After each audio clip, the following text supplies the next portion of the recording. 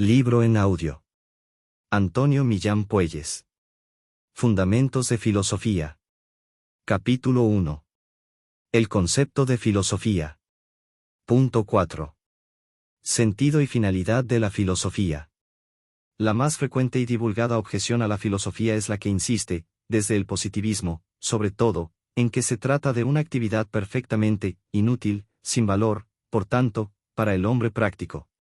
Esta objeción afecta especialmente a la parte más noble de la filosofía, la metafísica, pues respecto de otras, como, por ejemplo, la psicología y la ética, se advierten inmediatas conexiones con lo que, en un sentido muy estricto y pragmático, se conviene en llamar la realidad. Tal realidad, que no es otra, en sustancia, que la de la vida de negocio en sus concretas e inapelables urgencias, no sólo quedaría fuera de la consideración más típicamente filosófica, sino que tampoco recibiría ningún provecho de ella. Hay ciertamente un punto de razón en todas estas consideraciones. Ante todo, es verdad que la filosofía no se dirige a esa realidad así delimitada de una manera puramente pragmática. Mejor dicho, no se refiere a ella, en ningún caso, de una forma pragmática a su vez. Y es también necesario añadir, desde el punto de vista de los hechos, que, como quiera que el filosofar es una actividad esencialmente especulativa, no solo no se afana con esa realidad, sino que positivamente hace que nos desentendamos o despreocupemos de ella. 21. Esta última afirmación se presta, sin embargo, a un cierto equívoco. Es posible, en efecto, aprovecharla para asignar a la filosofía un sentido evasivo o de descanso con relación a los empeños y dificultades de la vida ordinaria. Mas todo ello, que efectivamente puede darse y hasta ser la razón ocasional del ejercicio de la actividad filosófica, no es, sin embargo, su sentido esencial. Por de pronto, es claro que lo mismo también puede obtenerse, y de un modo más fácil e inmediato, recurriendo a otras formas de llenar el ocio, y aun cuando se admitiera que la filosofía es la más intensa, no se puede afirmar que esto constituya su sentido inmediato y directo, sino, a lo sumo, algo que realmente le acompaña o sigue. En cualquier caso es clara la inutilidad de la filosofía para la vida puramente pragmática. Pero esto, en rigor, no es una verdadera acusación. Lo sería, realmente, si el supremo valor fuese la utilidad. Tal es, por cierto, el oculto prejuicio en que se basan quienes así pretenden descalificar la filosofía. Es indudable que la utilidad constituye una especie o forma de valor. Mas no es la única, ni la más eminente, sino, precisamente, la más baja y precaria. Lo que es útil, y en tanto que lo es, no posee un valor absoluto, vale solamente en la medida en que sirve para algo, y este servicio lo subordina a aquello mismo que mediante él se obtiene. Lo útil se comporta como un medio, y es, pues, naturalmente inferior a su fin. De ahí que no sea apetecido por sí mismo, sino, en tanto que útil, por sus resultados. El hecho, en suma, de que algo no sea útil no significa, sin más, que no tenga valor, puede ocurrir que valga por sí mismo. Solamente en el caso de que, no valiendo por sí mismo, tampoco sirva para ningún fin, la acusación de inutilidad será expresiva de una real descalificación. E inversamente, no realza a los seres más perfectos, sino que, al contrario, los deprime, el considerarlos útiles. En este sentido puede y debe decirse, por ejemplo, que la utilidad no debe ser atribuida a Dios, pues su ser no es un medio para ningún ente, sino que todo ente se ordena al Ser Supremo como a su último y definitivo fin. De una manera análoga, la filosofía no es propiamente descalificada porque de ella se diga que no es útil para la vida práctica. Haría falta también, para menospreciarla con derecho, que por sí misma no valiese nada. Pero acontece, por el contrario, que la filosofía es justamente el saber más apetecible por sí mismo. Aristóteles consideraba a la metafísica como una ciencia libre, pues se trata de algo que persigue el hombre, no por razón de las necesidades o conveniencias de la vida práctica, para las cuales es realmente inútil, sino como un saber que es en sí mismo la causa de su apetibilidad.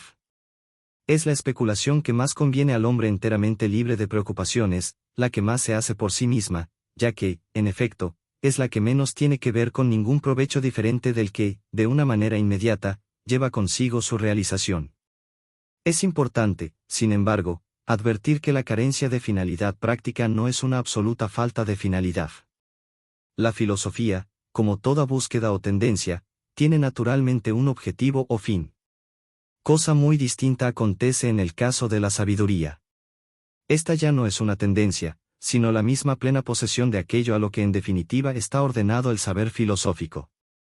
Al referirnos ahora a la finalidad de la filosofía, lo hacemos desde un punto de vista intrínseco y esencial. Cabe también hablar de otras finalidades de la actividad filosófica, pero en un sentido accidental e impropio. Sin embargo, aun desde el punto de vista esencial, se habla algunas veces en plural del objetivo o fin de la filosofía, e incluso se ha llegado hasta afirmar la imposibilidad de atribuir a la filosofía una finalidad idéntica y constante. 22. Y la razón que se suele aducir es que esta última sería contradictoria con la exigencia de autonomía y originalidad propia del pensamiento filosófico. De la misma manera que en esa concepción, muy generalizada, la filosofía tiene el derecho y el deber de fijar su objeto, así el filósofo puede y debe señalarse su objetivo.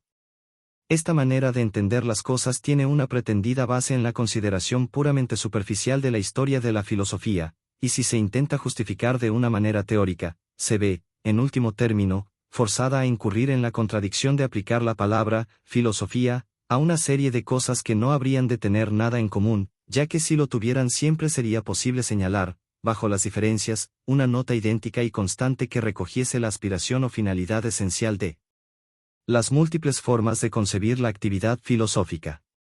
La pluralidad de fines de la filosofía es algo que conviene únicamente al plano accidental de las diversas realizaciones parciales que históricamente se han dado de ella, no al sentido esencial por cuya virtud esas realizaciones, pese a sus innegables diferencias, son encuadradas en un mismo concepto, el de filosofía. En ese esencial sentido, la finalidad última del saber filosófico es, objetivamente, considerada, la verdad real, el mismo ser, que en la absoluta sabiduría es poseído sin residuo alguno y sin necesidad de búsqueda o tendencia de ninguna especie, y desde el punto de vista subjetivo, la máxima integración, humanamente posible, de nuestro propio ser, que por hallarse en una esencial y constitutiva tensión a la verdad, necesita de ésta para ser plenamente. La indigencia del hombre es el supuesto de toda especulación humana, máximamente, de la filosofía. Pero no la indigencia que se remedia con los bienes logrados en la vida práctica, sino otra más esencial y profunda, el hecho mismo de que nuestro ser, precisamente en tanto que ser, es potencial e incompleto, constitutivamente pobre, pues nuestro entendimiento, por el cual diferimos de los animales, no es una entidad que se baste a sí propia, sino que necesita de los demás seres para llenar su interna vaciedad. El conocimiento es, en rigor, una necesidad humana, la necesidad que el hombre tiene de saturar su indeterminación, de completar, con las demás cosas, su precaria entidad. De esta exigencia de nuestro ser, la filosofía se hace cargo en una forma radical y plenaria.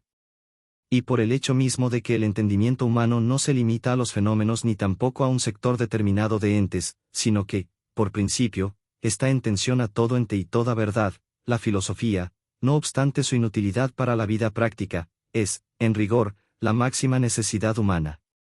En la teoría platónica del Eros hay a su modo, mitológicamente formulada, una profunda alusión a nuestro ser. Eros no es un dios, no tiene la opulencia entitativa, antes bien, como hijo de Penia, es un ente precario, a medias, indigente. Como hijo de Poros, sin embargo, es rico en expedientes y recursos para perfeccionar y completar su ser. Análogamente, el hombre es un ser precario, pero dispone de una capacidad de perfeccionamiento, que remedia, a su modo, esa constitutiva imperfección. En tal sentido, pues, cabe decir que la filosofía es el máximo arbitrio natural de que el hombre dispone para remediar su deficiencia entitativa. Desde un punto de vista no esencial, puede también hablarse de las consecuencias que el filosofar, como por una cierta resonancia, produce en nuestra vida. No son lo que define, de una manera intrínseca y directa, el sentido de la filosofía, pero poseen una importante significación en la economía total de la existencia humana. El ocuparse con los temas que afectan a las ultimidades de la existencia representa, de suyo, aunque solo alcanzara un valor meramente formal, trascender nuestra vida cotidiana, levantar el espíritu hacia un dominio en que ampliamente se desborda el condicionamiento sensible de los negocios de nuestro vivir.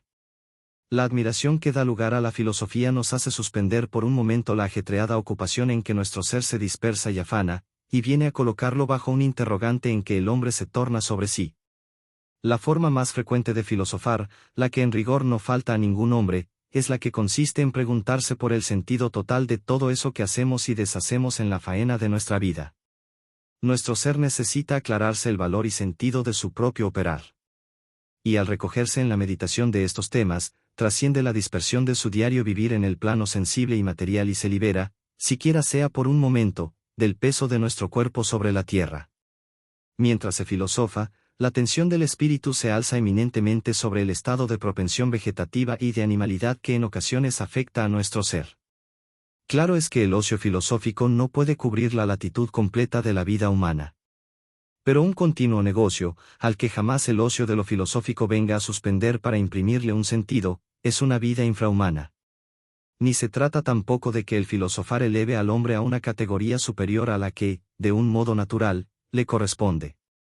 Solo la gracia sobrenatural eleva nuestro ser hasta hacerle partícipe de la naturaleza divina. Pero es indudable que mientras el hombre filosofa, su espíritu, de ordinario vuelto a los sentidos, se alza hacia las cosas trascendentes y se libera, a su modo, de la servidumbre de lo sensible. 23.